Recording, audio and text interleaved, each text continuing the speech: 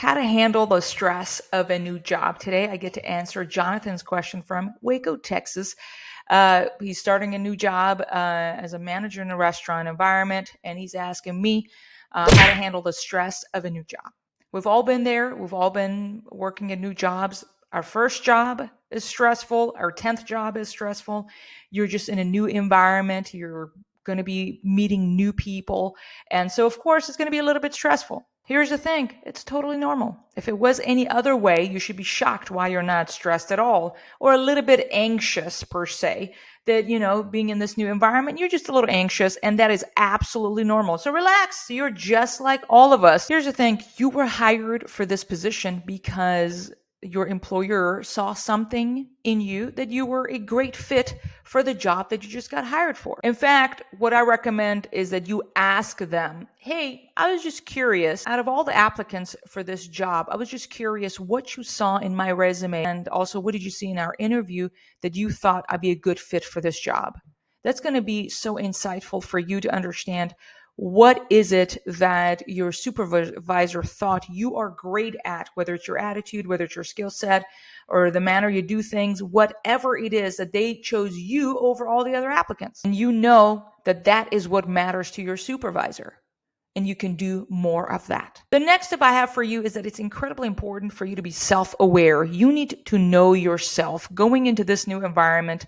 You cannot expect people to know how to train you, how to hold you accountable, how to assign you tasks if you yourself don't know yourself very well. So how do you learn? Are you like things in writing? You are a verbal processor. Do you like digital way of watching a video in terms of your training?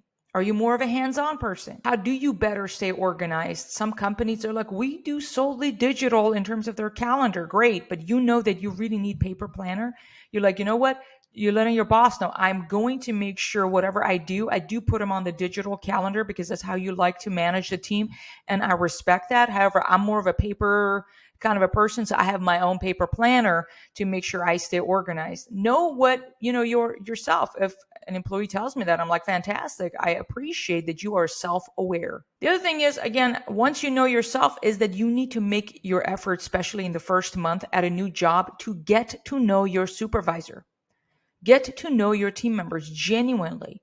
And now I'm not just talking about on a personal level who they are and how they got here to where they are. And that's fantastic, but also understand how they like to work with other people. For example, they like to receive text updates, or they hate text messages, or they like things in writing. They like email. They like it in paper. They like to be reminded of things, or they like to be left alone. They like to process things with you, or they like you to come with solutions to their office. How are you going to know all of that? By simply asking questions.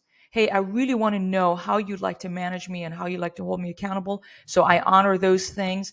Will you have weekly meetings with me? Should I expect a monthly meeting? What kind of a report you like me to provide for you?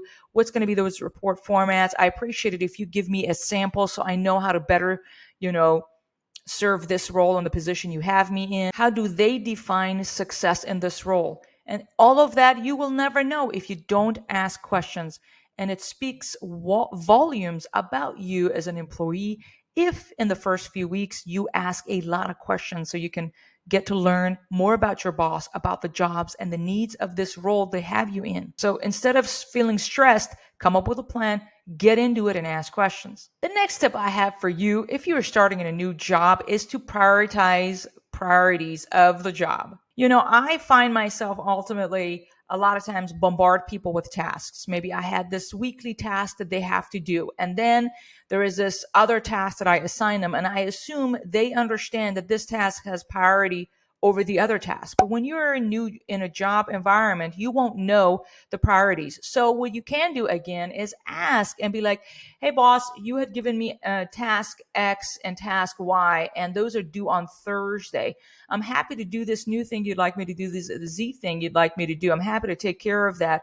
Would you like that done first? Would you like me to prioritize that task over the other two, or the other two for sure need to happen on Thursday? And you're okay with me finishing those two things, and then I get on this and I get this to you by the end of Friday. I'm like, you know what? You're right. The X and Y, I totally forgot about it. Thank you for reminding me. Those are indeed due on Thursday. So take care of that and get that other thing to me by Friday. That again shows your boss you understand priorities and you are going to not just follow tasks as they're assigned to you, but you understand what your boss and your supervisor care about, what metrics matter in this job, and what is priority over other tasks. Because if you think all tasks are important, all kinds of stuff need to get done, but not everything is a top priority. And you can't assume, you know what, I understand what his top priority need to be. No, you ask them what matters to your supervisor because they're paying you for this job to see certain things met and deadlines. And so they will tell you what is a priority. The next tip I have for you, if you are in a new job and a role, is to put your ego aside. No one expects you to know everything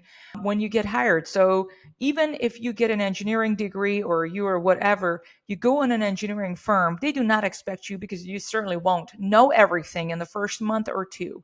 So this is the time. If ever you were to put your ego aside and ask questions, this time is very well respected and understandable for you to ask a lot of questions. So as much as you can learn in the first 2 to 3 months, ideally the first month that you're on the job. You don't want to be like 6 months from now, you're like, oh, I should have asked that 2 months ago. So I'm going to go on not asking about it. It is put your ego aside and ask questions, especially when you're new in this job. Last but not least, it is a great opportunity for you to constantly ask for feedback, not in an insecure way to say, oh, how am I doing on the job? On a scale of 1 to 10, how am I doing? No, that's not it. Is that, what, can I ask you, ask your supervisor, ma'am, sir, can I ask for a formal feedback session from you? I just want to make sure that I'm understanding the priorities of this job and I'm doing a good job at this task and this new job that I'm doing. And I deeply care about it. And it would mean a lot if you would make the time every month to sit with me and give me feedback. Make sure that your supervisor doesn't fall off because they're going to freak out that you are actually seeking feedback and you're welcoming it. They're going to be like, who is this person? They want my feedback because they want to do a better job. My goodness, that they're hungry, they're humble. You know what I mean? So be careful if they fall off or anything because they freak out of that approach that you have, that they're safe. They don't hit their head against some corner. But in all reality, seek feedback and course correct. And just the fact that you are anxious for the new job, that you want to do a good job in your new role, that again speaks volume about you.